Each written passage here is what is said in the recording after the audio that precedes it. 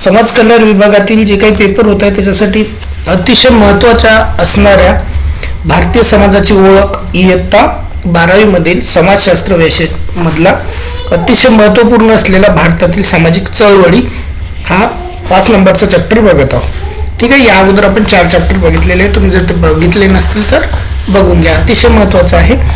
तर बघा याच्यामध्ये आपल्याला काय काय बघायचं आहे. तर याच्यामध्ये भारतातल्या कोणकोणत्या सामाजिक चळवळी आहेत, कोणी कोणी उभ्या केलेल्या आहेत, स्त्री चळवळ काय आहे, सुधारणावाद काय आहे, भारतातील कामगार चळवळ कधी सुरू झाली, स्वातंत्र्योत्तर काळामध्ये काय होतं, भारतातील कामगार चळवळीचे कुठले कुठले हे होते, 1 2 3 4 टप्पे कुठले आहे, शेतकरी चळवळ काय आहे आणि त्याच्यानंतर चिपको आंदोलन वगैरे हे महत्त्वाच्या बाबी याच्यामध्ये पाहणार आहोत. तेव्हा परीक्षेच्या दृष्टिकोनातून हा अतिशय महत्त्वाचा चॅप्टर आहे. तुम्हाला एकंदरीत समजलं असेल की या चॅप्टर मध्ये आपण काय काय पाहणार आहोत. चला तर आपण सुरुवात करू या. तर सुरुवातीला आपण समाज परिवर्तनामध्ये ज्यांचे अतिशय महत्त्वाचे योगदान होते ते कोणाकोणाचे होते आणि काय योगदान होते ते बघूया. याच्यावर प्रश्न पडलेले आहेत त्याच्यामुळे हे आपल्याला पाहणं खूप गरजेचं आहे. ठीक आहे. आता बघा भारतातील सामाजिक सुधारणा चळवळ कोणी कोणी उभी केली ते बघूया आपण. तर सामाजिक सुधारणांचे सातत्य हे भारतीय इतिहासामध्ये पूर्वीपासून चालत आले असले तरी संघटित सामाजिक चळवळी या मात्र 19व्या शतकापासून आहेत. या चळवळींचे नेतृत्व विशेष करून समाजातील बुद्धिजीवी वर्गाने केले, जसे राजाराम मोहन राय, स्वामी दयानंद सरस्वती, महात्मा ज्योतिबा फुले, त्यानंतर राजश्री शाहू महाराज, महर्षी कर्वे, डॉक्टर बाबासाहेब आंबेडकर, महात्मा गांधी इत्यादी. आता या चळवळीचे विविध सामाजिक सुधारणांना चालना मिळाली. या चळवळीमध्ये धर्म, जात, स्त्रियांचे सबलीकरण, अस्पृश्यता, गरिबांचे शोषण, शेतकऱ्यांचे प्रश्न यासारखे विविध विषयांचा यामध्ये अंतर्भाव होता. या समाज सुधारकांच्या महत्त्वाच्या कार्याचा थोडक्यात आपण याच्यामध्ये आढावा घेणार आहोत. मी थोडीशी पेन बदलतो मित्रांनो, निळी घेतो. त्याच्यानंतर आता आपण बघा की राजाराम मोहन राय यांनी कधी 1828 मध्ये ब्रह्मो समाजाद्वारे धार्मिक, सामाजिक आणि शैक्षणिक सुधारणा केल्या. कोणत्या? ब्राह्मो समाजाद्वारे. त्यांनी सती प्रथेविरुद्ध आवाज उठवला. त्याची परिणिती म्हणून 1829 साली सती प्रतिबंध कायदा अस्तित्वात आला. कधी आला? तर तो 1829. त्यांनी सुरुवात ब्रह्म समाजाची कधी केली? 1829. एका वर्षानंतर तो आपल्याला रिझल्ट पाहायला मिळालेला आहे. त्याच्यानंतर स्वामी दयानंद सरस्वती यांनी आर्य समाजाद्वारे, डायरेक्ट प्रश्न पडतात की राजाराम मोहन म्हणजे इकडं हे दिले राहते ब्रह्मो समाज, आर्य समाज, त्याचे सत्यशोधक समाज असे, आणि इकडं त्यांची महापुरुषांची नावं. तर ते कोणी काय केलं ते आपल्याला माहित पाहिजे. स्वामी दयानंद सरस्वती यांनी आर्य समाजाद्वारे 1875, 1828, 1875 जाती व्यवस्था, मूर्तीपूजा आणि अंधश्रद्धा या प्रथा नाकारल्या. त्यांनी महिलांची प्रगती व निरक्षरता निर्मूलन यासाठी काम केले. त्याच्यानंतर येतात महात्मा ज्योतिबा फुले. कधीचे? 1873 साली त्यांनी सत्यशोधक समाजाची स्थापना केली. ठीक आहे. सत्यशोधक, ब्रह्म समाज, आर्य समाज, सत्यशोधक समाज. स्त्रियांचे प्रश्न जसे विधवा पुनर्विवाह, शिक्षण, बालविवाह प्रतिबंध यासाठी त्यांनी कामे केली. त्यांच्या पत्नी सावित्रीबाई फुले यांनी त्यांच्याबरोबर स्त्री मुक्तीसाठी काम केले. यांना भारतातली पहिली स्त्री शिक्षिका म्हणूनही संबोधले जाते. आता राजश्री शाहू महाराज हे कोल्हापूर संस्थानचे छत्रपती होते. छत्रपती शिवरायांचे गादींचा वारसा त्यांनी पुढे चालवला कोल्हापूरचा. त्याच्यानंतर त्यांचा कालखंड आहे 1874 ते 1922. हे सामाजिक कार्याला वाहून घेतलेले प्रगतिशील समाज सुधारक होते. त्यांनी जाती व्यवस्थेला कडवा विरोध करून अस्पृश्यता निर्मूलनासाठी अविरत कार्य केले. त्याच्यानंतर येतात महर्षी कर्वे. यांनी स्त्री शिक्षणाला प्रोत्साहन दिले. 1907 साली त्यांनी महिला विद्यालय, तसेच 1916 मध्ये त्यांनी कर्वे महिला विद्यापीठाची स्थापना केली. हे कर्वे महिला विद्यापीठ म्हणजे आताचे SNDT. ठीक आहे. महर्षी कर्वे यांनी शिक्षणाचं प्रोत्साहन 1907 साली त्यांनी महिला विद्यालय तसेच 1916 मध्ये त्यांनी विद्यापीठाची स्थापना केली. डॉक्टर बाबासाहेब आंबेडकर यांच्याबद्दल काही सांगायची गरजच नाहीये. Doctor B.R. आंबेडकर हे कायदेतज्ञ, अर्थतज्ञ आणि सुधारक म्हणून ओळखले जातात. त्यांनी वंचित गटाच्या भेदभावाविरुद्ध लढा दिला. त्यांनी शिका, संघटित व्हा आणि संघर्ष करा या घोषणेने लाखो लोकांना प्रेरित केले. 1928 साली त्यांनी डिप्रेस क्लासेस एज्युकेशन सोसायटीची स्थापना केली. कधी केली? 1928. कशाची? डिप्रेस क्लासेस एज्युकेशन सोसायटीची. तर महात्मा गांधीजी हे वकील होते, राजकीय नेते व सुधारक होते, समाज सुधारक होते. त्यांनी भारताच्या स्वातंत्र्यासाठी अहिंसा या तत्वाचा यशस्वीपणे प्रसार केला. त्यांनी दारिद्र्य निर्मूलन, स्त्री हक्क, धार्मिक सहिष्णुता यासाठी देशव्यापी लढा दिला. त्यांनी राष्ट्रपिता म्हणून संबोधले जाते आणि लोक त्यांना प्रेमाने काय म्हणायचे? बापू म्हणायचे. सामाजिक चळवळीचे कारणे काय काय आहेत ते बघूया आता. सामाजिक चळवळीचा उदय विविध कारणांमुळे होऊ शकतो. समाज सतत वृद्धिंगत होत असतो. हे लक्षात घेता सामाजिक चळवळींच्या उदयासाठी खालील प्रकारच्या परिस्थिती जबाबदार असू शकतात. सांस्कृतिक दरी म्हणजे समाजातील मूल्य, संकल्पना आणि अपेक्षांमध्ये होणारे वेगवान बदल, जे अपेक्षित आहे आणि जे स्वीकृत सुद्धा आहेत. त्यानंतर ते मर्यादेपेक्षा रुंदावत तेव्हा परिणामाची संघर्षाची परिस्थिती निर्माण होऊन त्यांचा परिणती सामाजिक चळवळीत होऊ शकते. आता तुम्हाला करायला असेल की सांस्कृतिक दरी हे 1 नंबरचं कारण आहे सामाजिक चळवळीचं. सांस्कृतिक दरी. त्याच्यानंतर दुसरं आहे सामाजिक विघटन. तर सामाजिक विघटन म्हणजे काय? तर औद्योगिकीकरण, शहरीकरण यासारख्या बदलांच्या वेगवेगळ्या प्रक्रियांमुळे समाजात असमानता व असंतुलित वाढ होऊ शकते. पूर्वप्रस्थापित निकषांशी नवीन नामकांचा संघर्ष होऊ शकतो. एकाच वेळी समाजात जुन्या तसेच नव्या मानकांच्या अस्तित्वामुळे संभ्रमांची भावना निर्माण होऊ शकते. इथपर्यंत तुमच्या लक्षात आलं असेल. तर तिसरं कारण आहे संवेदित सामाजिक अन्याय. जेव्हा लोकांच्या एखाद्या समुदायात अधिकाऱ्यांनी, सत्ताधीशांनी घेतलेल्या काही निर्णयांबद्दल असमाधान आणि असंतोष असतो, त्यावेळी सामूहिक नाराजी व्यक्त होऊन लोकांमध्ये सामाजिक अन्यायाची भावना निर्माण होते. त्याची परिणती सामाजिक चळवळीमध्ये होते. आता हे संवेदित सामाजिक अन्यायाचं उदाहरण आहे. काही दिवसापूर्वी शेतकऱ्याच्या संदर्भात कायदे आणले होते, तेव्हा पंजाब, हरियाणा तिकडच्या लोकांनी सरळ दिल्ली तिकडे खूप मोठ्या प्रमाणात हडताळ केली होती आणि जोपर्यंत ते कायदे मागे घेत नाहीत तोपर्यंत त्यांनी ते चालू ठेवले होते. तर ते एक उदाहरण सांगता येईल संवेदित सामाजिक अन्यायाच्या विरोधात, म्हणजे ते याच. त्याच्यानंतर नियमन व्यवस्थेतील ताठरता. योग्य अनुशासनासाठी सुयोग्य असे मानदंड व नियमनाचे समाज सुनिश्चित करत असतो. सामाजिक आचरण पद्धती समाजातील नियमन व्यवस्थेशी जुळणे आवश्यक असते. तथापि काही परिस्थितीत नियमांची लवचिकता कमी होऊन सर्वसामान्यांना अपेक्षांशी जुळत नाही. हे एक त्याचं कारण आहे. सामाजिक चळवळी आणि सामाजिक परिवर्तन. सामाजिक चळवळी आणि सामाजिक परिवर्तन यांचा परस्पर संबंध आहे. अशा अर्थी आहे की प्रत्येक सामाजिक चळवळीचे लक्ष सामाजिक बदल घडवून आणणे असे असते आणि हा बदलाचा सामाजिक चळवळीचा हातभार असतो. तथापि यांचा अर्थ असा होत नाही की प्रत्येक सामाजिक परिवर्तन ही सामाजिक चळवळीची परिणती असते. दोन्ही प्रक्रियांचा घनिष्ठ संबंध असला तरी सामाजिक चळवळ ही सामाजिक परिवर्तन यांच्यात बदल करणे महत्त्वाचे आहे. प्रथम म्हणजे सामाजिक चळवळीचे स्वतःचे एक जीवनचक्र असते. ती उदयास येते आणि निर्देशित करण्यासाठी कार्य करते आणि लयास म्हणजेच रयास जाते. सामाजिक परिवर्तनाच्या असे अनुक्रमण नसते. दुसरे म्हणजे सामाजिक चळवळ ही एक सुसंघटित आणि जाणीवपूर्वक नियोजित केलेली क्रिया आहे. तर सामाजिक परिवर्तन ही समाजातील अंतर्गत प्रक्रिया आहे. सामाजिक परिवर्तन जे आहे ही अंतर्गत प्रक्रिया.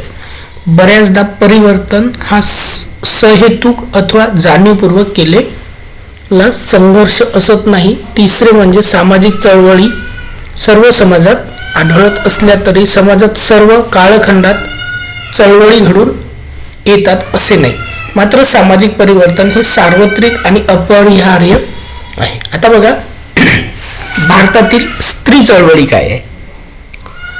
स्त्री चळवळीच्या संदर्भामध्ये आपल्याला भारतीय सामाजिक चळवळींच्या विस्तृत स्वरूपाच्या संदर्भात स्त्री चळवळीचे महत्त्व आजही टिकून आहे.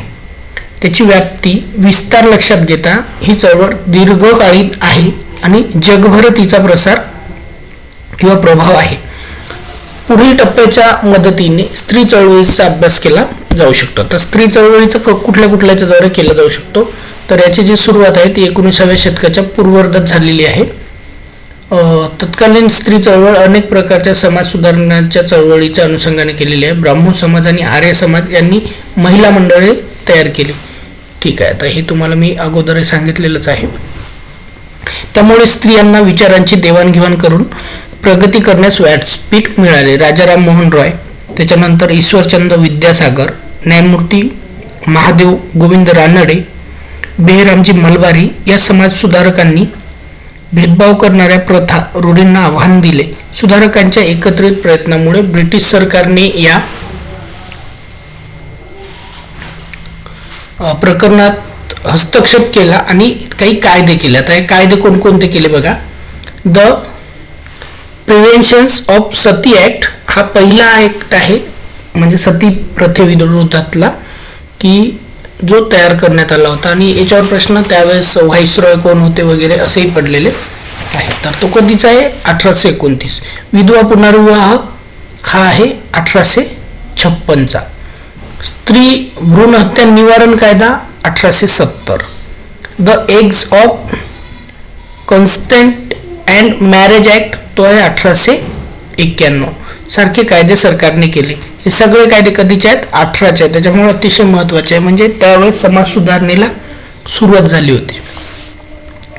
तर बघा, भारतीय स्त्रियांना पुरुषांच्या समान पातळीवर आणण्याच्या हेतूने शिक्षित करण्यासाठी जागरूक प्रयत्न केले गेले.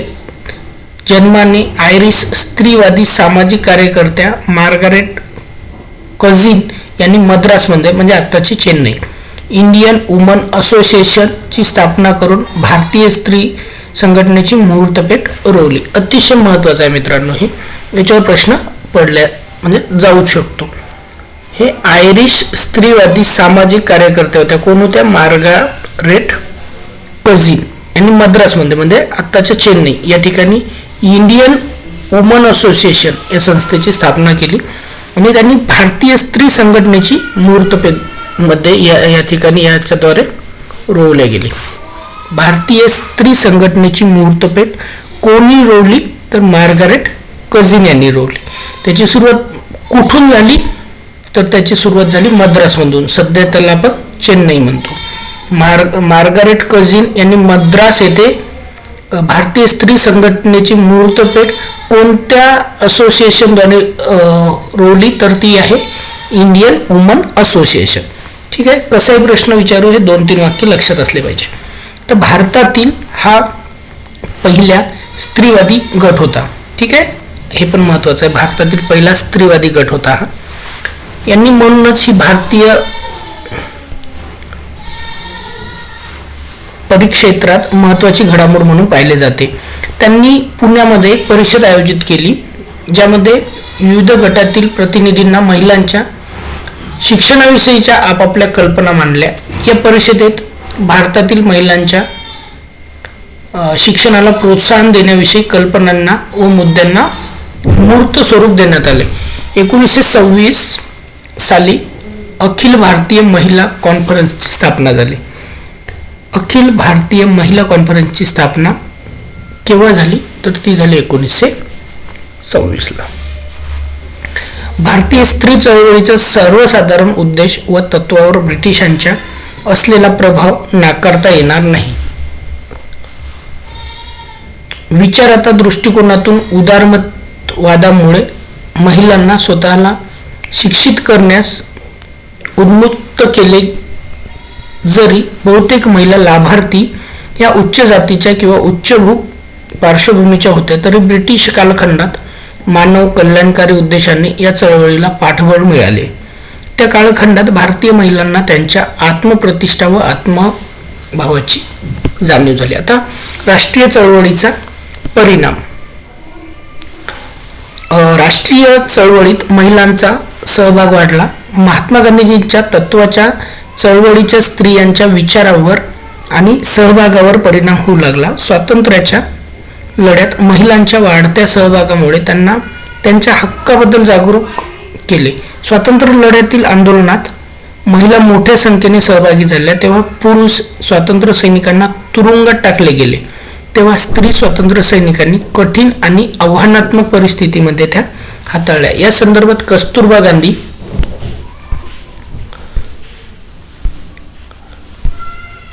गांधी, विजयालक्ष्मी पंडित, ॲनी बेझंट आणि सरोजिनी नायडू या महिला नेत्यांचा उल्लेख आवश्यक आहे. ॲनी बेझंट यांनी प्रसिद्ध होम रूल चळवळीचे नेतृत्व केले, त्यामध्ये महिलांनी भाग घेतला. सरोजिनी नायडू यांनी महिलांच्या मताधिकारांसाठी काम केले. सरोजिनी नायडू यांनी महिलांच्या मताधिकारासाठी काम केलेलं आहे, ही गोष्ट लक्षात ठेवा. आणि कायदेभंग चळवळीतील काँग्रेस पक्षाचे नेतृत्व सुद्धा त्यांनी केले. याशिवाय मुथ्थीलक्ष्मी रेड्डी, राजकुमारी अमृत कौर, सरला देवी, सुचेता कृपलानी, अरुणा असफ अली यांनी अहिंसा चळवळीत भाग घेतला. आता तुम्हाला हे नावं आल्याच्या नंतर तुम्हाला आपला राज्यघटना तयार करताना यांची खूप महत्त्वाची आणि मोलाची त्याच्यामध्ये हे होती, हे तुमच्या लक्षात आलं असेल. घटना समितीमध्ये सुद्धा ह्या होत्या.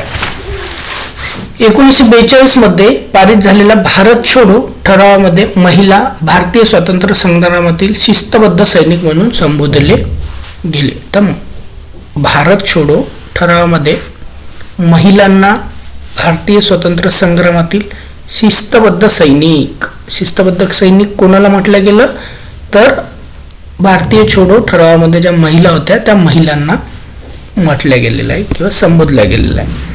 तर स्वातंत्र्योत्तर काळात महिलांच्या चळवळीची तीव्रता कमी होत गेली, कारण राजकीय स्वातंत्र्याने महिलांच्या चळवळीचे मूळ लक्ष आणि हेतू झाकोळले गेले, म्हणजे काय म्हणता येईल त्याला, अंधकारात टाकले गेले. भारतीय राज्यघटनेत भारतीय पुरुष आणि स्त्रियांना समानता आणि न्याय बहाल करणारी अनेक कलमे समाविष्ट केली गेली राज्यघटनेमध्ये. आदिवासींचा असंतोष, आर्थिक पेचप्रसंग, विद्यार्थ्यांचे आंदोलन यांसारख्या अनेक मुद्द्यांवर सामूहिक संघर्ष आणि निदर्शने झाली. त्यामुळे स्त्री चळवळीच्या मूळ उद्देशाकडे दुर्लक्ष झाले. आता हे बघा, आंतरराष्ट्रीय महिला दशक म्हणजे 10 वर्षे. तर हे कधी झालं, कधी आहे, 1975 ते 1985 दशक म्हणून जाहीर करण्यात आले. आणि संयुक्त राष्ट्रसंघाने 1975 हे वर्ष आंतरराष्ट्रीय महिला वर्ष म्हणून घोषित केले. आणि विशेष म्हणजे त्यावेळेस आपल्या ज्या हे होत्या पंतप्रधान, त्या पण मला वाटतं आपल्या इंदिराजी गांधी होत्या. त्याच्यामुळं हे लक्षात ठेवणं खूप महत्त्वाचं आहे. याच्यावर प्रश्न येऊन गेलेला आहे की आंतरराष्ट्रीय महिला दशक वर्ष कधी जाहीर करण्यात आलं होतं किंवा कोणत्या कालखंड होता, तर तो 75 ते 85 होता. ठीक आहे. आंतरराष्ट्रीय महिला वर्ष कधी घोषित करण्यात आलं तर 1975ला. तर भारतातील महिलांच्या स्थितीचा अभ्यास करण्यासाठी समितीची स्थापना केली गेली. समितीने आपला अहवाल 1974 मध्ये प्रकाशित केला. कधी केला? 1974 मध्ये. टुवर्ड्स इक्वेलिटी, समानतेच्या दिशेने या अहवालात महिला दखलपात्र नसल्याने पुरुष प्रधानतेचे आणि महिलांवरील हिंसाचाराचे मुद्दे मांडण्यात आले. स्वातंत्र्योत्तर भारतीय समाजातील महिलांविरुद्धचे भेदभाव, शोषण अधोरेखित केल्यामुळे हा अहवाल महत्त्वाचा गणला जातो. या अहवालाचे स्त्रियांच्या समस्याशी संबंधित अनेक मुद्द्यांचे सर्वेक्षण व आढावा यशस्वीपणे घेतला. स्त्रियांशी संबंधित अनेक समस्या, मुद्दे अस्पर्शितच असल्याची वस्तुस्थिती या अहवालाने मांडलेली आपल्याला दिसते. आता बघा, स्त्री चळवळीच्या या टप्प्यात महिलांवरील हिंसा, लैंगिक साचेबद्ध प्रतिमा तसेच महिला समानतेच्या वैधानिक मागण्यांवर लक्ष केंद्रित केले गेले. तर 1980च्या दरम्यान महिलांच्या संघटना मुंबई, पुणे आणि दिल्लीमध्ये सक्रिय झाल्या. बायजा द फेमिनिस्ट नेटवर्क, मानुषी यासारख्या नियतकालिके स्त्रियांचे प्रश्न पुढे आणण्यासाठी प्रकाशित केले गेले. स्त्रियांची प्रश्ने मांडण्यासाठी खालीलपैकी कुठले वर्तमानपत्र प्रकाशित केले गेले नाही? Mooknayak, Bayja, the feminist network, Manushi. तर त्याच्यातलं मग आपल्याला एक काढायचं मूकनायक. म्हणजे कोणते असं विचारलं जाऊ शकते प्रश्न, त्याच्यामुळे हे म्हणजे माहीत पाहिजे आपल्याला कोणकोणते आहे. Bayja, the feminist network, Manushi. Bayja, the feminist network आणि मानुषी यासारखे नियतकालिके स्त्रियांचे प्रश्न पुढे आणण्यासाठी प्रकाशित केले गेले. आंतरराष्ट्रीय महिलांच्या दशकाच्या शेवटी म्हणजेच कधी 1975 ते 85, तर 85ला या चळवळीचा केंद्रबिंदू बदलत गेला. महिलांच्या आधुनिक चळवळीचा मार्ग ठरवण्यात ही प्रकरणे निर्णायक ठरली. मथुरा बलात्कार प्रकरण कधीचं आहे? 1972. रूप कवर सती प्रकरण 1987. निर्भया बलात्कार आत्ताच आहे तो 2012चा. खूप प्रकरण गाजलं होतं निर्भया. तसेच हुंडा, मृत्यू, छेडछाड आणि घरगुती हिंसा यासारख्या महिलांवरील गुन्हेगारांच्या वाढत्या घटना चळवळीचे संदर्भ बिंदू होत्या. अलीकडच्या काळामध्ये दलित स्त्रीवादी चळवळ उदयास आलेली दिसते, ज्याचा उद्देश या विशिष्ट गटाच्या समस्याशी निगडीत आहे. आता महिला सबलीकरणाकडे वाटचाल. भारताच्या ग्रामीण आणि आदिवासी भागामध्ये झिरपत या चळवळीने वेग घेतला. आदिवासी भागामध्ये झिरपत या चळवळीने वेग घेतला आहे. विद्यार्थी ते सहभागी अशा वेगवेगळ्या रूपात चळवळीशी संलग्न महिला कार्यरत आहेत. महिला सबलीकरणाच्या मोहिमेमध्ये पत्रकार, शिक्षणतज्ज्ञ, डॉक्टर आणि उद्योजक अशा विविध व्यवसायातील महिला उत्साहाने सामील झालेल्या पाहायला मिळतात. भारताच्या ग्रामीण आणि आदिवासी भागांमध्ये झिरपत या चळवळीने वेग घेतलेला आहे. कोणती? झिरपत. आता स्त्री चळवळ ही अनेक अर्थाने समाजाभिमुख आणि बहुपेडी चळवळ म्हणता येईल. या चळवळीची उत्क्रांती आणि व्याप्तीचे वर्णन केवळ कालानुक्रमानुसार किंवा विचारधारेनुसार किंवा भौगोलिक परिस्थितीच्या एकल मापदंडाद्वारे करता येणार नाही. ही चळवळ अनेक टप्प्यातून गेली. चळवळीच्या मूलभूत उद्दिष्टांचा सारांश 3 महत्त्वाच्या मुद्द्यांमध्ये दिला जाऊ शकतो. तर कोणकोणते आहेत? तर तीन मुद्दे. समान हक्कासाठी संघर्ष, भेदभावाच्या प्रथा नष्ट करणे, स्त्रियांना सबल व सक्षम बनविणे. या चळवळीत महिला, पुरोगामी पुरुष, स्वयंसेवी संस्था आणि सरकार यांचा सकारात्मक सहभाग आहे. ही चळवळ वेगवेगळ्या दृष्टिकोनाद्वारे आणि बदलत्या प्रतिमांद्वारे जोरदारपणे कार्यरत आहे. आता विशाखा मार्गदर्शिकेमध्ये स्त्रियांच्या कामाच्या ठिकाणी लैंगिक शोषणाच्या समस्येसंदर्भात मार्गदर्शन केले आहे.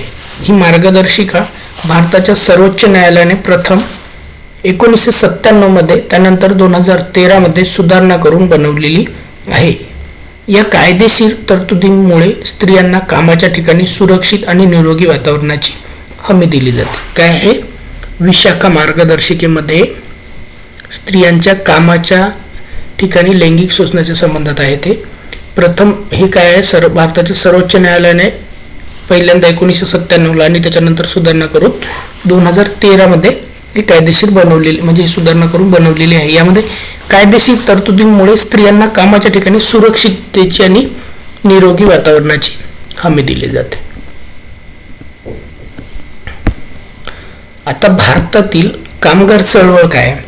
आता तुम्हाला स्त्रीवादी चळवळ आणि त्याच्यात काय समस्या आहे स्त्रियांच्या वगैरे हे थोडक्यात समजलं असेल. ठीक आहे. आता आपण भारतीय कामगार चळवळ समजू.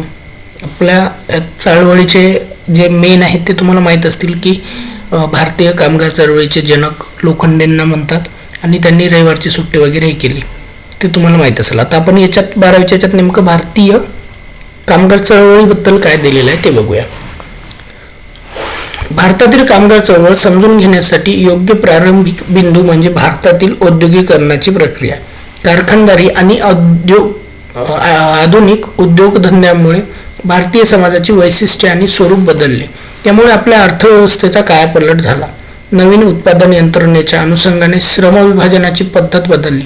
भांडवलदार, कारखाना मालक आणि कामगार असे दोन वर्ग उदयास आले.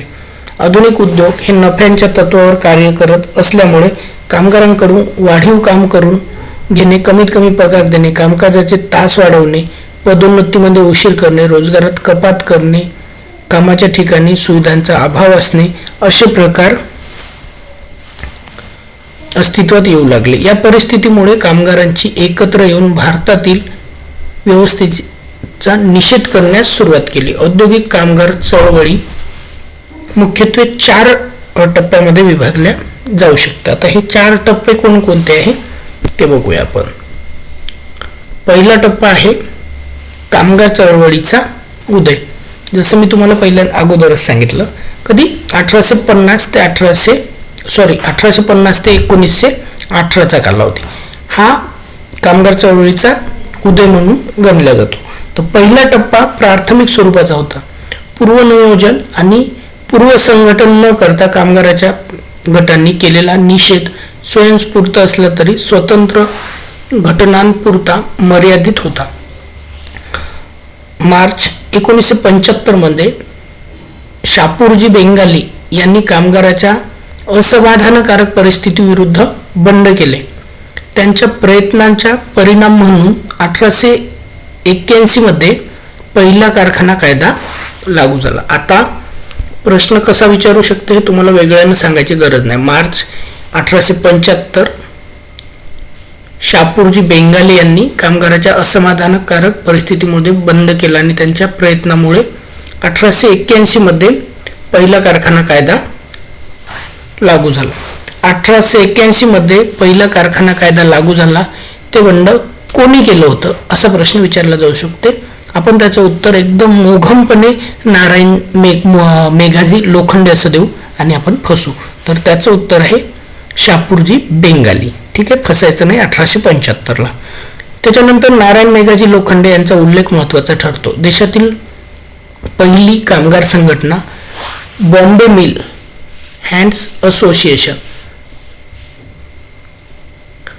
ही 23 सप्टेंबर 1884 रोजी लोखंड्यांच्या अध्यक्षतेखाली स्थापन झाली. लोखंड्यांच्या अध्यक्षतेमध्ये लोखंडे साहेबांना लोखंड्यांच्या म्हटलेलं आहे त्यांनी. ठीक आहे, हरकत नाही. 1875 बेंगाली आणि 1875 नंतर डायरेक्ट 1884 9 वर्षानंतर त्यांनी स्थापन केले नारायण मेघाजी लोखंडे यांनी. लोखंडे यांच्या अध्यक्षतेखाली स्थापन झाली. त्यांनी कामगाराच्या मागण्या व समस्या समजून घेण्यासाठी मुंबई प्रांतामध्ये गिरणी कामगाराची परिषद आयोजित केली. ठीक आहे, गिरणी कामगाराची परिषद सुद्धा त्यांनीच आयोजित केली होती मुंबईमध्ये.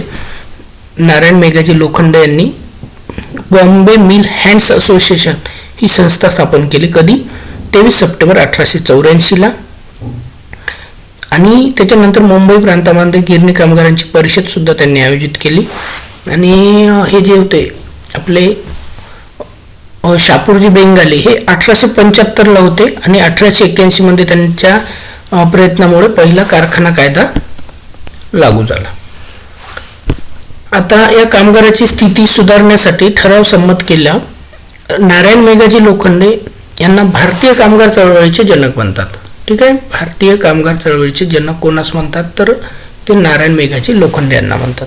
दुसऱ्या टप्प्यात कामगाराच्या भेडसावणाऱ्या अडचणी या समस्यांबद्दल जाणीवपूर्वक आकलन केले गेले. कामगार संघटनांची स्थापना ही या टप्प्यातील महत्त्वाची उपलब्धी होती.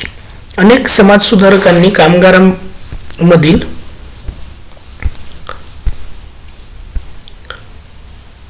असंतोषाची जाणीवपूर्वक दखल घेतली आणि परिस्थितीवर उपाय म्हणून कल्याणकारी उपाययोजना अंमलात आणण्याचा प्रयत्न केला. अनेक विद्वानांच्या मतानुसार ही कामगारांची चळवळ म्हणून असण्याऐवजी कामगारांसाठी चळवळ म्हणून उद्गोजर झाली. तसेच ही चळवळ सौम्य स्वरूपाची होती. बरं, आता दुसरा टप्पा काय आहे ते बघूया आपण. तर दुसरा टप्पा आहे दबाव गटांचा उदय. ते 1918ला संपला आणि हे दुसरा टप्पा चालू झाला 1918 पासून ते 1947 पर्यंत, म्हणजे देश स्वातंत्र्य होईपर्यंत. ठीक आहे. आता याच्यामध्ये पहिल्या महायुद्धानंतर अर्थव्यवस्था व उद्योगात अनेक बदल घडून आले.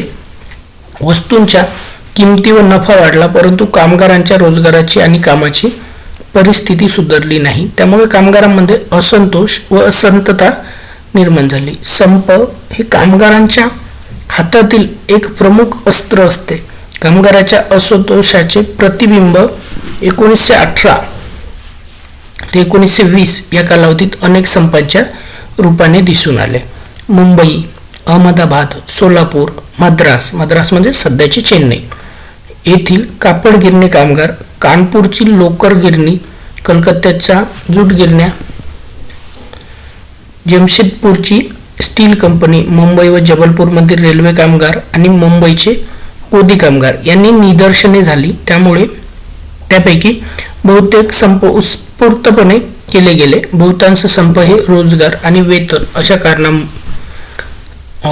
संबंधित होते. कामगार संघटनांचा दबाव गट म्हणून उदय ही या चळवळीतील प्रगतीदर्शक घटना म्हणून जाऊ शकते. वाढत्या असमाधानकारक औद्योगिक वातावरणामुळे भारतात कामगार संघटनेची चळवळ अधिक संघटितपणे उभी राहिली. ऑक्टोबर 1920 मध्ये 64 कामगार संघटनाच्या प्रतिनिधींची परिषद आयोजित केली गेली. याचा परिणाम म्हणून लाला लजपतराय यांच्या अध्यक्षतेखाली अतिशय महत्त्वाचं आहे अखिल भारतीय कामगार संघटना AITUC ची स्थापना झाली. बघा, अखिल भारतीय कामगार संघटना, तुम्ही रेल्वेच्या इथं वगैरे तुम्ही पाहिले असतील ते लाल बोर्ड वगैरे असतात. तर अखिल भारतीय कामगार संघटना काँग्रेसची स्थापना 1926 मध्ये सरकारने इंडियन ट्रेड युनियन ऍक्ट संमत केला. त्यामध्ये ओके, पण याची जी आहे स्थापना कोणाच्या अध्यक्षतेखाली झाली तर लाला लजपतराय यांच्या अध्यक्षतेखाली झाली. कधी झाली? ऑक्टोबर 1920 मध्ये 64 कामगार संघटनाच्या प्रतिनिधीची परिषद आयोजित केली गेली होती. याचा परिणाम म्हणून लाला लजपतराय यांच्या अध्यक्षतेखाली अखिल भारतीय कामगार संघटना काँग्रेस AITUC ची स्थापना झाली. 1926 मध्ये सरकारने इंडियन ट्रेड युनियन ऍक्ट संमत केला, ज्यायोगे सर्व नोंदणीकृत संघटनांचा घटनात्मक मान्यता देण्यात आली. कधी? 1926 ला. स्वातंत्र्यपूर्व पाहतोय आपण, स्वातंत्र्याच्या अगोदरच्या मान्यता देण्यात आली. या अधिनियमांतर्गत 1926 साली मान्यता प्राप्त करणारी पहिली संघटना म्हणजे नाम जोशी यांच्या नेतृत्वाखालील बॉम्बे टेक्सटाईल लेबर युनियन. ठीक आहे. या अधिनियमाद्वारे 1926 साली मान्यता प्राप्त करणारी पहिली संघटना कोणती आहे तर ती आहे बॉम्बे टेक्सटाईल लेबर युनियन. कोण होते त्याचे हे तर नाम जोशी यांच्या नेतृत्वाखाली होती ती.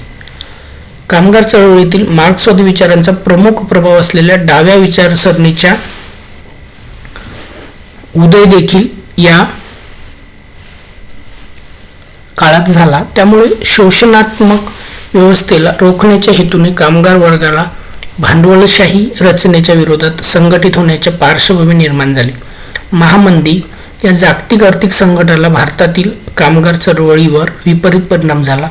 संपाची वारंवारिता वाढली आणि कामगार संघर्ष अधिक तीव्र करण्यात मुझफ्फर अहमद, श्रीपाद अमृत डांगे या नेत्यांना महत्त्वपूर्ण भूमिका बजावली. कामगार नेतेही विचारले जाऊ शकतात, त्यांच्या महत्त्वपूर्ण भूमिका बजावली. वेगवेगळ्या वैचारिक पार्श्वभूमी असलेल्या कामगार संघटनांची संख्या वाढली. यांच्यात समन्वय साधण्यासाठी national trade union federation NTUF ची स्थापना केली गेली. AITUC आणि NTUFच्या एकत्रित प्रयत्नामुळे परिस्थितीत फारसा बदल झाला नाही आणि वेगवेगळ्या संघटनांद्वारे तणाव व वैर कायम राहिले. तर तिसरा टप्पा कधीपासून कधीपर्यंत आहे तो बघूया. तिसरा टप्पा आहे भारत स्वतंत्र झाला तेव्हापासून महाराष्ट्राच्या निर्मितीपर्यंत, म्हणजे तेच 1961-60. ठीक आहे. तर तिसरा टप्पा इंटक INTUC ची भूमिका 1948 ते 1960 चा कालावधी. सन 1947 मध्ये Indian national trade union Congress म्हणजेच इंटक ची स्थापना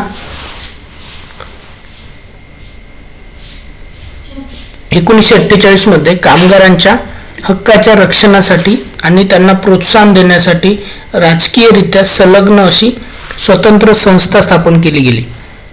ही हिंद मजदूर सभा. आता बघा, 1947 मध्ये इंडियन नॅशनल ट्रेड युनियन म्हणजेच इंटक ची स्थापना झाली. कधी? 1947 ला. 1948 मध्ये कामगाराच्या हक्काच्या संरक्षणासाठी आणि त्यांना प्रोत्साहन देण्यासाठी राजकीयरित्या असंलग्न अशी स्वतंत्र संस्था स्थापन केली गेली. ही हिंद मजदूर सभा होय. कोणती होती ती? हिंद मजदूर सभा. ठीक आहे. जे HMS च्या तत्वांशी सहमत नव्हते त्यांनी 1949 मध्ये युनायटेड ट्रेड युनियन काँग्रेस म्हणजे UTUC नावाची एक समांतर संस्था स्थापन केली. 1955 मध्ये भारतीय मजदूर संघ, महत्वाचा आहे हे, याच्यावर प्रश्न. भारतीय मजदूर संघ कधी स्थापन झाला? तर 1955 ला.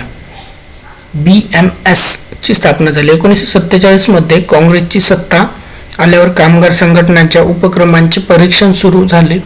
वेळ प्रसंगी टीकाही झाली. सर्वात महत्त्वाची टीका म्हणजे सरकारचा कामगार संघटनांच्या कामातील हस्तक्षेप ही होय.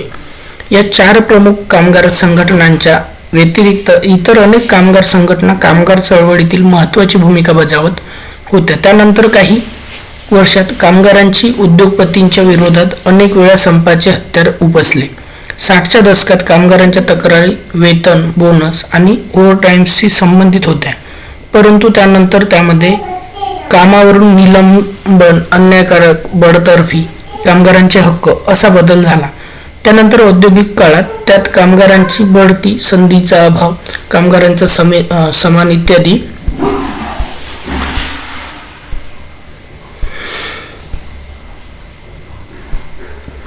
बाबी महत्त्वाच्या ठरू लागल्या. प्रत्येक प्रस्थापित राजकीय पक्षाने कामगारांवर नियंत्रण ठेवण्यासाठी व आपली मतपेढी वाढवण्याच्या उद्देशाने स्वतःची कामगार संघटना विकसित केली. याचा परिणाम असा झाला की राजकीय पक्ष जितका मोठा तितकाच त्यांचा कामगारांचा गट विस्तृत व सामर्थ्यवान ठरू लागला. त्याचप्रमाणे जर पक्षात फूट पडली तर संघटनांचे विभाजन होऊ लागले. उदाहरणार्थ, जेव्हा कम्युनिस्ट शाखा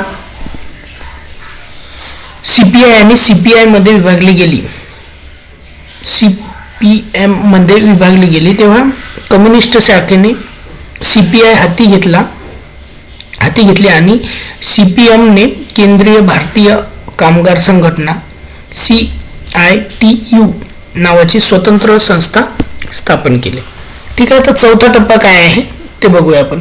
चौथा टप्पा आहे चळवळीचे एकत्रीकरण आणि विलीनीकरण. 1960 आणि त्यानंतरचा कालावधी, म्हणजे आतापर्यंतचा जो कालावधी आहे 1960 नंतर, तो याच्यामध्ये येईल चौथ्या टप्प्यामध्ये. तर चळवळीचे एकत्रीकरण आणि विलीनीकरण 1960 आणि त्यानंतरचा कालावधी. 50च्या दशकाच्या सुरुवातीच्या काळापर्यंत कामगार चळवळ कामगारांना कामाचा मोबदला, कामाची परिस्थिती इत्यादीबाबत लढा देण्यात यशस्वी ठरली. 60च्या दशकात आर्थिक वाढ व विस्ताराची गती कमी झाली होती. आर्थिक मंदीमुळे व्यवस्थापनांची कामगारांच्या मागण्या नाकारण्यास सुरुवात केली होती. औद्योगिक कलह कायदा 1947. औद्योगिक कलह कायदा हे आपल्याला अभ्यासाचा आहे विस्तृतपणे, तो कधीचा आहे तर 1947चा आहे. हा औद्योगिक कलहाची तपासणी तसेच त्यावर तोडगा काढण्यासाठी यंत्रणा व प्रक्रिया करून औद्योगिक शांतता व सुसंवाद सुनिश्चित करण्यासाठी पारित केला गेला.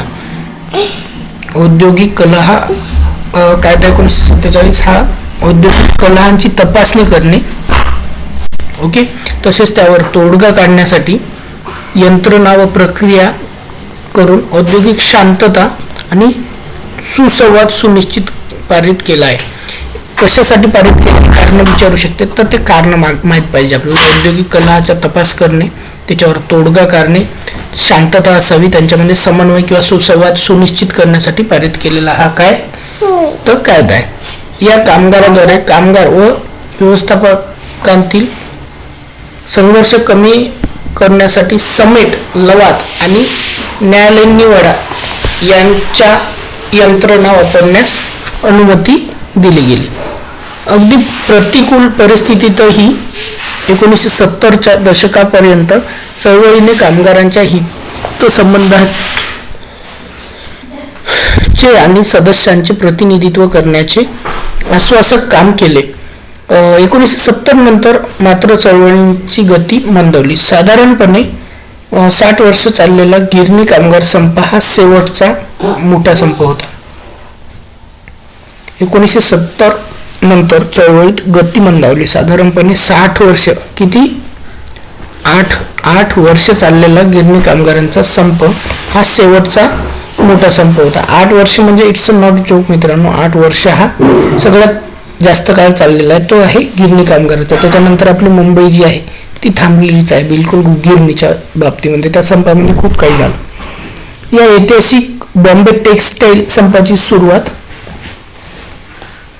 जानेवारी 1982 मध्ये मुंबईतील गिरणी कामगारांचे केंद्रीय नेते दत्ता सामंत, कोण होते यांचे नेते, दत्ता सामंत यांच्या नेतृत्वाखाली झाली. एकूण 65 कापड गिरण्यांमधील 2,50,000 कामगारांनी काम थांबवले. वेतन आणि बोनस संबंधी बाबींमध्ये वाढ करण्यासाठी मागणी हे संपाचे मुख्य कारण होते. वेतनवाढीच्या मागणीबरोबरच दत्ता सामंत यांनी 1947चा बॉम्बे इंडस्ट्रियल ऍक्ट रद्द करण्याची मागणी केली होती. तत्कालीन सरकारने कामगार संघटनांच्या मागणीला ठामपणे नकार दिला. हा संप वर्षानुवर्षे सुरू राहिला. संपामुळे उद्योगाचे मोठे नुकसान झाले आणि कामगार दारिद्र्याच्या खाईत ढकलले गेले. बऱ्याच कामगारांना त्यांचे घरदार अल्प मालमत्ता विकून मुंबईच्या उपनगरी भागात स्थलांतरित व्हावे लागले. या संपाचा कामगार उद्योग आणि सरकार यांच्यातील औद्योगिक संबंधावर नकारात्मक परिणाम झाला. भारत सरकारच्या कामगार मंत्रालयाच्या लेबर ब्युरो 2012 च्या अहवालानुसार भारतात अंदाजे 16,154 कामगार संघटना अस्तित्वात आहेत. किती? 16,154. भारतीय मजदूर संघ ही भारतातील सर्वात मोठी कामगार संघटना आहे. सध्या कोणती आहे? भारतीय मजदूर संघ ही भारतातील सध्याची सर्वात मोठी कामगार संघटना आहे. आजच्या घडीला चळवळ मुख्यत्वे राजकीय निकषावर विभागली गेली आहे. औद्योगिक क्षेत्रातील सध्याची परिस्थिती पाहता सरकारच्या भूमिकेत लक्षणीय बदल करण्यात आलेले आहेत. कामगार मंत्रालय भारत सरकारने मान्यता दिलेल्या राष्ट्रीय स्तरावरील काही संघटना म्हणजे AITUC all India trade union Congress, INTUC Indian national trade union Congress, सेवा स्वरोजगार महिला संघटना. या कामगार संघटना बऱ्याचदा मोठ्या फेडरेशनशी संलग्न असतात. ऑल इंडियन बँक एक्झाईल्स असोसिएशन, रेल्वे कामगार संघटना यासारख्या ट्रेड युनियन फेडरेशन अजूनही कार्यरत आहेत. राष्ट्रीय स्तरावर कामगाराचे प्रतिनिधित्व करणारी देशातील एक प्रमुख फेडरेशन म्हणजे सेंट्रल ट्रेड युनियन ऑर्गनायझेशन. ठीक आहे. राष्ट्रीय स्तरावर कामगाराचे प्रतिनिधित्व करणारे देशातील एक प्रमुख फेडरेशन म्हणून काम करते. तर कोणती आहे ती? Central trade union organisation. आता कामगाराच्या चळवळीने मोठा पल्ला गाठलाय. या चळवळीतील महत्त्वाच्या बदलांचा इथे उल्लेख करणे आवश्यक आहे. कामगारांचे मुद्दे ज्यासाठी ही चळवळ उभी राहिली.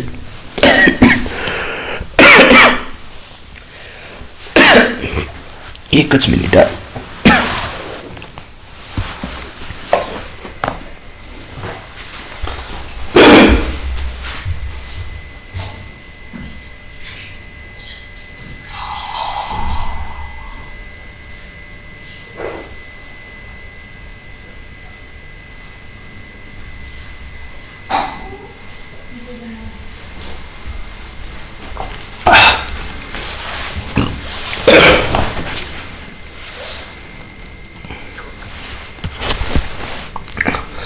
तर आपण कामगाराचे मुद्दे ज्यासाठी ही चळवळ उभी राहिली. कामगार चळवळीला आकार देणारं नेतृत्व, 3 नंबर आहे समाज धुरी कामगार हितासाठी उभे ठाकले आणि कालोखात कामगारांनी या लढ्याची धुरा स्वतःच्या खांद्यावर घेतली. यातून युनियन नेत्यांचा वर्ग उदयाला आला. जागतिकीकरणाबरोबरच सरकारची या चळवळीतील भूमिका देखील बदलत गेली. कामगार संघटनाचे राजकीयकरण झाले. तर हे काय पाहत होतो आपण हे लक्षात घ्या. कामगाराच्या चळवळीने मोठा पल्ला गाठला आहे. या चळवळीतील महत्त्वाच्या बदलांचा इथे उल्लेख करायला आवश्यक आहे. आपण काय पाहत आहे की कामगाराच्या चळवळीचे बदल कसे होत गेले. पहिले कामगाराचे मुद्दे ज्यासाठी आहे ही चळवळ उभी राहिली होती. कामगार चळवळीला आकार देणारे नेतृत्व, त्याच्यानंतर समाजधुरीत कामगार हितासाठी उभे ठाकले आणि कालोघात कामगारांची या लढ्याची धुरा स्वतःच्या खांद्यावर घेतली. त्यातून युनियन नेत्याचा वर्ग उदयाला आला. जागतिकीकरणाबरोबरच सरकारची या चळवळीतील भूमिका देखील बदलत गेली आणि कामगार संघटनांचे राजकीयकरण व्हायला इथून सुरुवात झाली. आता आपण भारतातील शेतकरी चळवळ काय आहे ते बघूया. ठीक आहे. तर शेतकरी चळवळ. भारत हा प्रामुख्याने कृषीप्रधान देश आहे. भारतीय समाजातील बहुसंख्य लोक शेतीशी संबंधित व्यवसायाशी संलग्नित आहेत. या प्रवर्गातील सर्वात प्रमुख गट हा शेतकऱ्यांचा असू शकतो. शेतकरी हा भौगोलिकदृष्ट्या विखुरलेला वर्ग आहे. तरी असंतोषाला प्रतिसाद म्हणून त्यांनी एकत्र येण्याची उदाहरणे भारतीय इतिहासात सापडतात. भारतातील शेतकरी संघर्ष खालील टप्प्यांच्या आधारे आपण समजून घेऊया. आता भारतीय प्राथमिक काळातील असंतोष 1857 ते 1921 पर्यंतचा. ठीक आहे. आता आपण बघूया तो. तर ॲथलीन गफ यांनी ब्रिटिश काळाचे वर्णन करताना त्यांचा भारताच्या ग्रामीण भागावर झालेला परिणाम अधोरेखित केलेला आहे. ब्रिटिश राजवटीच्या सुरुवातीच्या काळातील महसुली प्रणाली शोषणकारी स्वरूपाची होती आणि शेतकरी शेतमजूर ब्रिटिश अधिकाऱ्यांना कर देण्यासाठी सरकारांकडून पैसे घ्यावे लागत होते. या टप्प्यात जमीनदारी व्यवस्था प्रचलित झाली. ज्या योग्य गरीब शेतकऱ्यांकडून पैसे वसूल केले नाहीत तर जमीन मालक त्यांच्या जमिनी हिसकावून घेऊ शकत होते. बऱ्याच गरीब शेतकऱ्यांच्या त्यांच्या वंशपरंपरागत जमीन व संसाधनांवरील आपला हक्क गमावला. याच काळात दुष्काळ आणि नैसर्गिक आपत्ती यामुळे परिस्थिती अधिक गंभीर झाली. शेतकऱ्यांचे कर्जबाजारी पण वाढत गेले. यामुळे शेतकऱ्यांमध्ये प्रचंड असंतोष पसरला. या काळात बंड स्वरूपात अनेक उठाव झाले. A.R. देसाई, D.N. धनागरे यांसारख्या अनेक समाजशास्त्रज्ञांनी ब्रिटिश सरकारविरुद्ध शेतकरी मजुरांच्या संघर्षाच्या मालिकेचे दस्तऐवजीकरण केलेले आहे. काही उदाहरण द्यायची तर सावकाराविरुद्ध डेक्कन उठाव. कुठला? डेक्कन उठाव. बंगाली कुळांचा जमीनदाराविरुद्धचा उठाव. पंजाबमधील शेतकऱ्यांचा सावकाराविरुद्धचा संघर्ष. 1917-18 मध्ये नॅशनल काँग्रेसच्या नेतृत्वात 2 मोठे शेतकरी संघर्ष महत्वाचे आहेत. बिहारमधील नीळ बागायतींच्या विरोधात चंपारण्य सत्याग्रह. बिहारमधील नीळ बागायतीच्या विरोधात कोणता? चंपारण्य.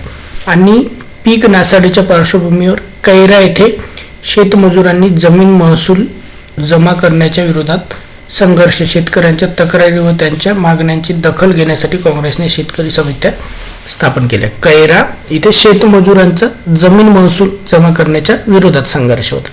ठीक आहे. नीळचा बागायतदारांच्या चंपारण्य सत्याग्रह सगळ्यांना माहित आहे.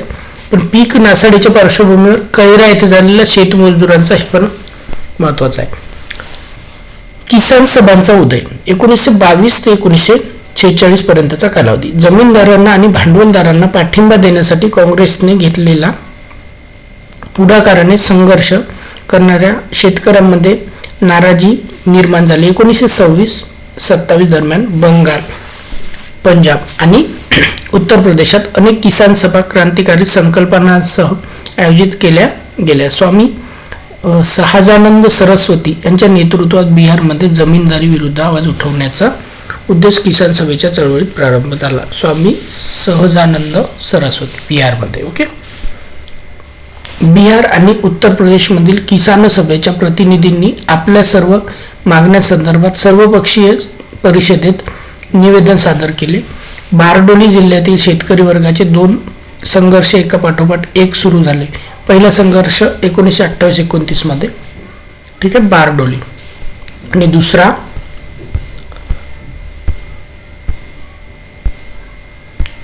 1930 मध्ये. पहिला 1928, दुसरा 1930-31. 30च्या दशकात या चळवळीचा वेग आला आणि 1935 मध्ये पहिली किसान काँग्रेस आयोजित करण्यात आली. 1925 मध्ये पहिली किसान काँग्रेस आयोजित करण्यात आली. यामध्ये शेतकऱ्यांचा संताप आणि असंतोष यांची दखल घेतली गेली. यांची परिणती म्हणून एप्रिल 1936, कधी एप्रिल 1936 मध्ये भारतीय राष्ट्रीय काँग्रेसच्या लखनौ अधिवेशनात, कधी 1936 मध्ये काँग्रेसच्या लखनौ अधिवेशनात अखिल भारतीय किसान सभा AIKS ची स्थापना झाली. हा संघर्ष भारताच्या इतर भागातही पसरला. पंजाबमध्ये राजा महेंद्र प्रताप यांच्या नेतृत्वात शेतकरी चळवळ उफाळून आली. आता बिहारमध्ये कोण, पंजाबमध्ये कोण असं विचारू शकते. पंजाबमध्ये राजा महेंद्र प्रताप. पंजाबमधील शेतकरी आणि शेतमजूर एकत्रित आणण्यासाठी गदर पक्षाने महत्वाची भूमिका, कोणता पक्ष होता? गदर पक्षाने महत्वपूर्ण भूमिका बजावली. कुठं? पंजाबमध्ये. त्याच्यानंतर गुजरातमध्ये महात्मा गांधींनी खेडा या गावी ब्रिटिश सरकारच्या विरोधात गरीब शेतकऱ्यांच्या संघर्षाचे नेतृत्व केले. ठीक आहे. गुजरातमध्ये कोणी? महात्मा गांधी यांनी. पंजाबमध्ये महेंद्र प्रताप यांनी. आणि इकडं तर पाहिलं आपण बिहारमध्ये वगैरे, UP मध्ये. त्याच्यानंतर सरकारच्या विरोधात गरीब शेतकऱ्यांचे संघर्ष नेतृत्व केले. दक्षिणेकडील पट्ट्यात, उदाहरणार्थ आंध्र प्रदेश, वन कायद्याविरुद्ध संघर्ष सुरू झाला. याच टप्प्यात शेतकऱ्यांची स्थिती अधिक बिघडत गेली. याचा परिणाम म्हणून अनेक बंड स्वरूप व निर्देशनात्मक आंदोलनाची मालिका तयार झाली. आता स्वातंत्र्योत्तर कालावधी, अनेक बंड स्वरूप व निषेधात्मक आंदोलनाची मालिका सुरू झाली. तर आता स्वातंत्र्योत्तर कालावधीत काय आहे? तर राजकीय स्वातंत्र्य प्राप्तीनंतर शेतकरी आणि शेतमजुरांच्या परिस्थितीत फारशी सुधारणा झाली नाही. स्वातंत्र्योत्तर काळातील शेतकरी चळवळींचा उदय 1970च्या दशकातला म्हटला जाऊ शकतो. कृषी, औद्योगिक तसेच व्यावसायिक दृष्ट्या वित्तकारणात आघाडीवर असलेला पंजाब, हरियाणा, उत्तर प्रदेश, महाराष्ट्र, गुजरात, कर्नाटक आणि तामिळनाडू या राज्यामध्ये साहजिकच सर्वप्रथम शेतकऱ्यांमधील असंतोष व्यक्त होऊ लागला. स्वातंत्र्योत्तर काळात नव्या औपचारिक परीक्षेच्या चळवळीवर प्रभाव पडला. वैचारिक परिप्रेक्ष्याच्या चळवळीवर याचा खूप मोठा प्रभाव पडलेला होता. आणि 1960 आणि 70च्या दशकात या चळवळींचे स्वरूप अधिक संघटित झाले. चरण सिंग हे शेतकरी संघर्षातील एक महत्वाचे नाव. ठीक आहे. नंतर हे खूप मोठे राजकारणी सुद्धा आहेत. 1960-70च्या दशकात चळवळीचे स्वरूप अधिक संघटित झाले आणि त्याच्यानंतर टोकाचे यांत्रिकीकरण, औद्योगिकीकरणाला विरोध केला आणि शेतीत काम भांडवलांच्या गुंतवणुकीच्या संकल्पनेचा पुरस्कार केला गेला. 1974 मध्ये भारतीय क्रांती दल BKD आणि भारतीय लोक दल BLD या संघटनांची स्थापना केली. 1970 पासून कोणत्याही राजकीय संघटनेचा पाठिंबा न घेता शेतकऱ्यांनी आपले गट तयार करण्यास सुरुवात केली. 1973 मध्ये नवी दिल्ली येथे शेतकऱ्यांचे अधिवेशन आयोजित करण्यात आले होते. कधी? 1973 मध्ये. कुठं? नवी दिल्लीत. त्यानंतर 1978 मध्ये आणखी एक अधिवेशन झाले. त्यात सरकारला 20 कलमी मागण्यांची सनद सादर केली गेली. निर्णय प्रक्रियेत महत्त्वाच्या संस्थांवर शेतकऱ्यांचे प्रतिनिधित्व, शेती आणि उद्योग यांच्यातील असमतोल दूर करणे यांसारख्या मागण्यांचा समावेश होता. याच सुमारास तमिळनाडू आणि पंजाबमध्ये सशक्त अशा शेतकरी संघटनांचा उदय झाला. महाराष्ट्रामध्ये 1980 मध्ये शरद जोशी यांच्या नेतृत्वात शेतकरी संघटना आणि MD जुंडास्वामी यांच्या नेतृत्वात कर्नाटक राज्य रयत संघ, ठीक आहे. महाराष्ट्रामध्ये शरद जोशी 1980ला शेतकरी संघटना. त्याच्यानंतर कर्नाटकमध्ये नजजुंडास्वामी राज्य रयत संघ याची स्थापना झाली. या संघटना म्हणजे भारतातील शेतकरी चळवळीचे मैलाचे दगड म्हणता येईल. औद्योगिकीकरणाच्या आणि जागतिकीकरणाच्या प्रक्रियेमुळे शेतकऱ्यांच्या परिस्थितीत वेगाने बदल झाला. हंगामी चढ उतार, सरकारची उदासीनता आणि नागरी समूहाकडून अपेक्षा यामुळे शेतकरी पीडित राहिला. शेतीशी निगडीत विपन्नावस्थेमुळे म्हणजेच मार्केटिंगमुळे शेतकरी नैराश्याच्या खाईत ढकलला जात आहे. शेतकऱ्यांची आत्महत्या ही एक सामान्य बाब बनलेली आहे. मार्च 1918 मध्ये महाराष्ट्रातील विविध भागातील हजारो शेतकऱ्यांनी एकत्र येऊन आपल्या तक्रारींचा पाढा सरकारसमोर वाचण्यासाठी व आपली निराशा व्यक्त करण्यासाठी लॉंग मार्च करत मुंबई येथील मंत्रालयाकडे कूच केले. 2018 मध्ये शेतकऱ्यांच्या बाजारपेठेत असहकार पुकारत कृषी उत्पादन रस्त्यावर फेकून दिला आणि शेतकऱ्यांचा संप ही संज्ञा प्रथमच माध्यमांमध्ये वापरली गेली. शेतकऱ्यांच्या संघर्षाचा हा पूर्णपणे नवा अध्याय म्हणता येईल.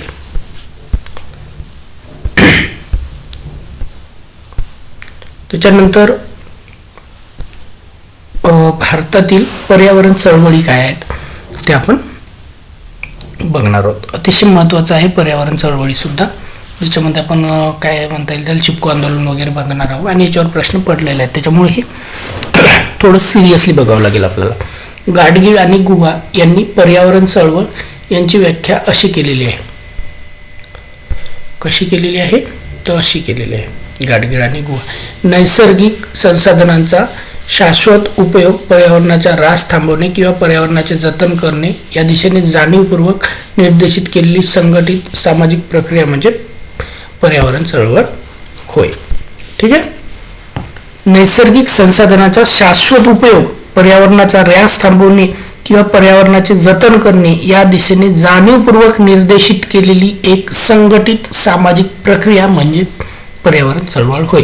ही व्याख्या केलेली आहे गाडगीळ आणि गुहा यांनी पर्यावरण चळवळीच्या संदर्भामध्ये.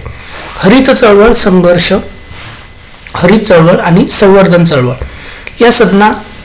या संज्ञा वैकल्पिकरित्या पर्यावरण चळवळींसाठी वापरल्या जातात. पर्यावरणवाद ही एक व्यापक तत्वज्ञान आहे.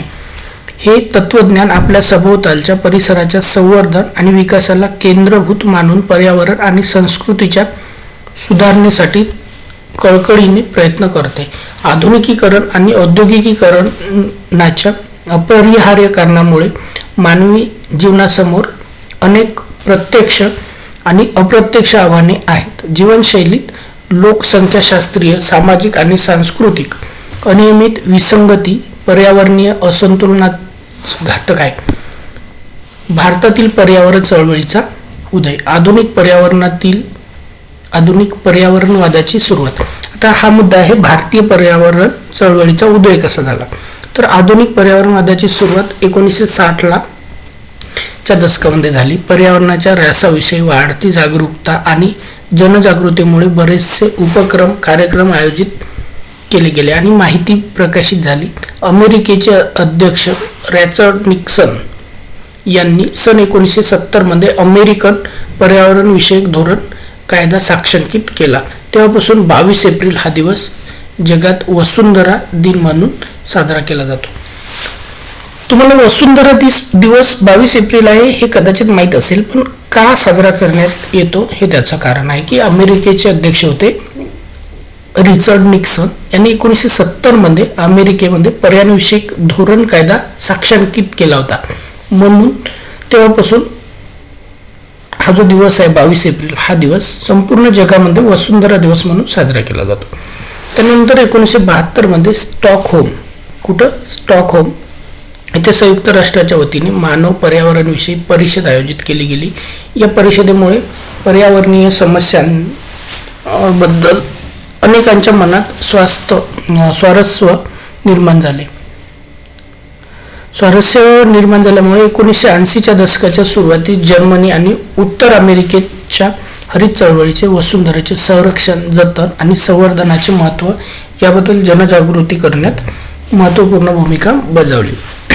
त्यामुळे पर्यावरण चळवळ जगाच्या इतर भागातही पसरली. बहुतेक विकसनशील देशांप्रमाणे भारतीय सुद्धा याच्यामध्ये आहेत. समाजात संसाधनाबाबत असंवेदनशील व अनियंत्रित शोषणाची वृत्ती दिसून येते. भारतातील पर्यावरण चळवळ पुढील कारणामुळे इतर सामाजिक चळवळींपेक्षा आपला अभिमुखता आणि उद्दिष्टांमध्ये वैशिष्ट्यपूर्ण असल्याचे म्हटले जाऊ शकते.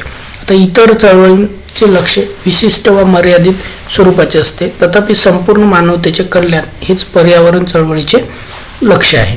या चळवळीचे उद्दिष्ट व्यापक व सर्वसमावेशक आहे. आदिवासी, शेतकरी आणि स्त्रिया अशा वेगवेगळ्या कारणांसाठी दुर्लक्षित गटांना पर्यावरण चळवळीने आपल्या कक्षेत सामावून घेतलेले आहे. या चळवळीचे पर्यावरण जतनाचा विषय मांडण्यासाठी अहिंसक परंतु दृढ निश्चित मार्ग अवलंबलेला आहे. पर्यावरण विषयक धोरणे तयार करताना आणि कायदे अंमलात आणताना सामूहिक हिताचा आधार घेण्यास सरकारला या चळवळीने भाग पाडलेले आहे. आता कारणांचा उहापोह कसा झाला, तर या कारणांचा उहापोह झालेला आहे. पर्यावरणीय समतोलाला निर्माण झालेल्या धोक्यांची प्रतिक्रिया म्हणून पर्यावरण चळवळ उदयाला आली. याची कारणे परस्पर संबंधित व अपरिहार्य आहेत. औद्योगिकीकरण, शहरीकरण आणि तंत्रज्ञानाचा अत्याधिक वापर यामुळे वेगाने होणारा पर्यावरण ऱ्हास हे चिंतेत प्रमुख कारण आहे. लोकसंख्येच्या वेगवान वाढीमुळे नैसर्गिक स्रोतांचा अनिर्बंधित वापर होत आहे.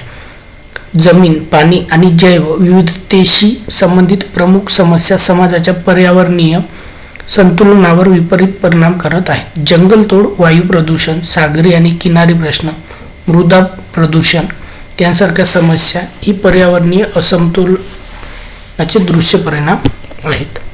या क्षेत्रातील अभ्यासकांचे असे मत आहे की भारतीय पर्यावरण चळवळी ही विविध वैचारिक भूमिकांमधील वादांची परिणती आहे. मनुष्य आणि निसर्गाच्या दरम्यानच्या परस्पर प्रक्रिया किंवा या चळवळीची मध्यवर्ती संकल्पना आहे.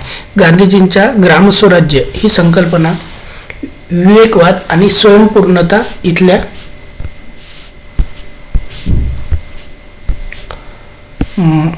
मातीतील मूळ धारणांशी निगडित असून आपल्या परिसरात साधनांचा विनियोग करण्याचे उद्दिष्ट यामागे आहे.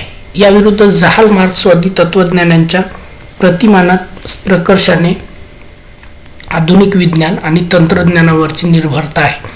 पर्यावरणीय ऱ्हास हा सामाजिक विषमतेची परिणती असल्याची दृढ धारणा आहे.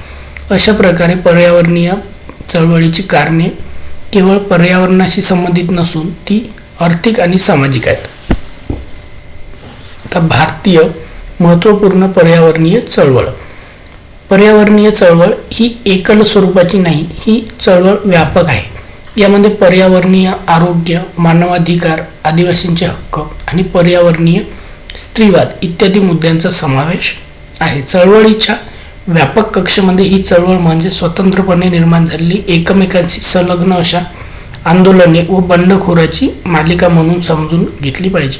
हर्ष सेट्टी यांनी पर्यावरणीय चळवळीशी निगडित 5 प्रमुख प्रकार सादर केले आहेत. कोणी? हर्ष सेट्टी यांनी 5 प्रमुख प्रकार पर्यावरणाशी संबंधित. आता ते पुढील प्रमाणे: जंगल आणि वनसंपदा, जमीन वापर, पाणी आणि धरण विरोधी, विविध प्रकारचे प्रदूषण विरोधी आणि सागरी स्रोतासंबंधी संघर्ष. पर्यावरणातील ह्या काही महत्त्वपूर्ण चळवळीच्या खाली नमूद केलेल्या आहेत. ओके, 5 आहेत. जंगल आणि वनसंपदा, जमीन वापर, पाणी आणि धरण विरोधी, विविध प्रकारचे प्रदूषण विरोधी आणि सागरी स्रोतांसाठी संघर्ष. पर्यावरणातील या काही महत्त्वाच्या चळवळी खाली नमूद केलेल्या आहेत. पर्यावरण संबंधित ओके 1 2 3 4 5 झाले आहे. चिपको आंदोलन काय आहे ते बघूया आता आपण.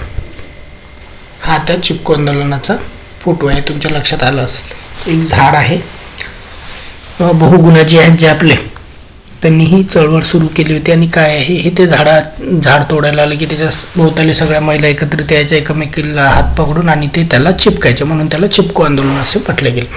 चिपको आंदोलन ही एक अनोखी चळवळ आहे. चिपको आंदोलनाची सुरुवात अमृता देवी यांनी केली. कोणी केली? अमृता देवी यांनी केली. हे आंदोलन सुरुवातीपासून शेवटपर्यंत गांधीवादी अहिंसेच्या तत्वानुसार लढले गेले. तसेच ते महिलांच्या सक्रिय सहभागासाठी ओळखले जाते. चिपको म्हणजे झाडाला आलिंगन देणे. हिमालयातील प्रदेशातील चमोली जिल्ह्यात, कुठं? हिमालयीन प्रदेशातील चमोली जिल्ह्यात मार्च 1973 मध्ये सुंदरलाल बहुगुणा यांच्या नेतृत्वाखाली या चळवळीला सुरुवात झाली. नेतृत्व सुंदरलाल बहुगुणाचं असलं तरी त्याची सुरुवात कोणी केली हे विचारतात प्रश्न. तर चिपको आंदोलनाची सुरुवात सुंदरलाल बहुगुणा यांनी न करता अमृता देवी यांनी केलेली आहे, हे लक्षात ठेवा. कुठं झालं होतं हे? चमोली जिल्ह्यामध्ये 1973 आणि त्याचं नेतृत्व सुंदरलाल बहुगुणा यांनी केलं होतं. चळवळीची सुरुवात झाली. चमोली जिल्ह्याचा बराचसा भाग जंगलाने व्यापलेला आहे. येथील रहिवासी राहणीमान जंगलाशी निगडित आहे. उपजीविकेचे साधन प्रामुख्याने शेती आणि वन उत्पादनावर आधारित आहे. शेती, जंगलातील अन्न गोळा करणे आणि पशुपालन व अर्थव्यवस्थेचे वर्चस्व असल्यामुळे येथील लोक जंगल उत्पादनावर अवलंबून होते. तथापि लोकसांख्यिकीय आणि आर्थिक कारणांमुळे जंगलाचा असंयुक्तिक वापर होऊन जंगलतोड झाली. औद्योगिकीकरण आणि विकासाच्या प्रक्रियांमुळे वाहतूक व दळणवळण साधनामध्ये सुधारणा झाली.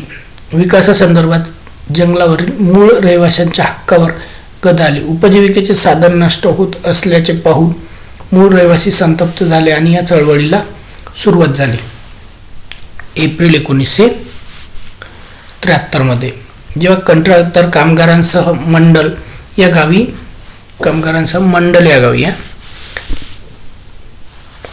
त्यांना राज्य सरकारने दिलेली जंगलाची जागा मोकळी करण्यासाठी आणि झाडे तोडण्यासाठी पोहोचले, तेव्हा त्यांचा प्रतिकार करण्यासाठी, निषेध करण्यासाठी रहिवाशांच्या झाडांना मिठी मारली.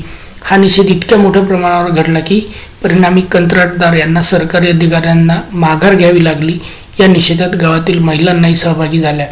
या घटनेमुळे जंगलतोड विरोधात निषेध करणाऱ्या अशाच प्रकारच्या इतर गटांचे मनोबल वाढले. हे आहेत ते पर्यावरणवादी सुंदरलाल बहुगुणा. ठीक आहे, यांचं नेतृत्व होतं आणि पहिले त्याचे हे कोण होते? तर त्या होत्या अमृता देवी. तर नर्मदा बचाव काय आहे ते बघूया. नर्मदा बचाव आंदोलन जवाहरलाल नेहरू धरणांना आधुनिक भारताची मंदिरे म्हणून संबोधतात. काय म्हणतात की हे जे आहेत पंडित जवाहरलाल नेहरू, हे आपले जे धरण आहे, धरण बांधकाम, त्यांना आधुनिक भारताची मंदिरे म्हणून संबोधतात. ठीक आहे. तर स्वातंत्र्योत्तर काळात मोठ्या प्रमाणात अनेक धरणांचे प्रकल्प मंजूर झाले. धरण बांधण्यात मागील संकल्प हेतू कधीच नाकारला जाऊ शकत नाही, परंतु बहुतांश घटनांमध्ये धरण बांधण्याचा अपरिहार्य परिणाम म्हणजे विस्थापन होय. विस्थापनामुळे आदिवासींचे जीवनमान नष्ट होते. आता विस्थापन म्हणजे स्थलांतरण, ते त्या ठिकाणाहून गेले का झालं, ते संपलं असं त्याचे येतं. आता सरदार सरोवर धरण. नर्मदा ही पश्चिमेकडील सर्वात मोठी नदी आहे.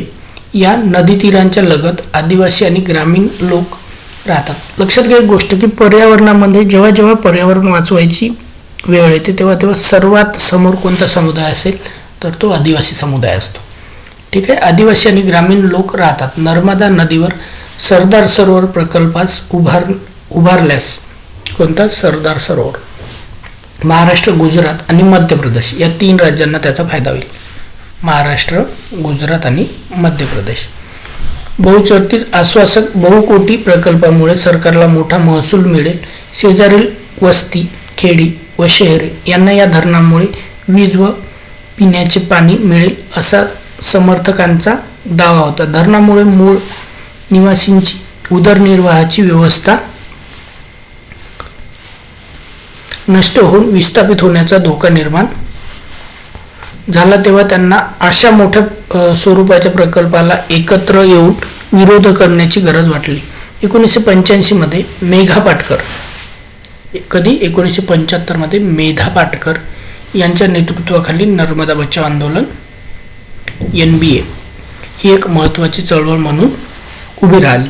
लवकरच ही आंतरराष्ट्रीय चळवळ बनली आणि धरण बांधण्याविरुद्ध भारतातील तसेच परदेशातील हजारो कार्यकर्ते एकत्र आले।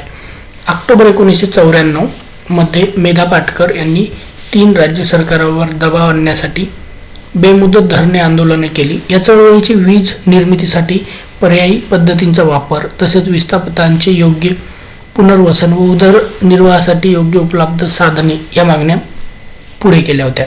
नर्मदा बचाव आंदोलनाद्वारे शाश्वत विकासाचा विषय ऐरणीवर आला होता। या आंदोलनाच्या विकासाबद्दलच्या धोरणात्मक निर्णयाच्या वैधतेबद्दल आणि तिच्या उपयोगितेबद्दल प्रश्नचिन्ह सुद्धा निर्माण झालं होतं। मानवजातीचे कल्याण सुनिश्चित करण्यासाठी आधुनिकवाद समाज आपल्या मागण्या आणि आवश्यकता संबंधित अशा प्रकारे बदल करत त्याला अनुसरून पर्यावरणातील चळवळींना देखील नवे आयाम मिळत आहे। या पाठांमधील आपण सामाजिक परिवर्तन आणि सामाजिक चळवळी यातील फरक समजून घेतला।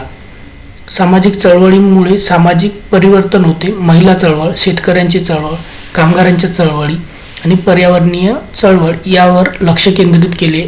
या चळवळी सध्याच्या काळातील सुसंगत आहेत। मित्रांनो, तुम्ही जर पूर्ण व्हिडिओ पाहिला असेल तर खाली कमेंट बॉक्समध्ये जय हिंद नक्की लिहा, म्हणजे मला कळेल की तुम्ही व्हिडिओ पूर्ण पाहिलेला आहे। तुम्हाला लिहायचं आहे जय हिंद, ठीक आहे।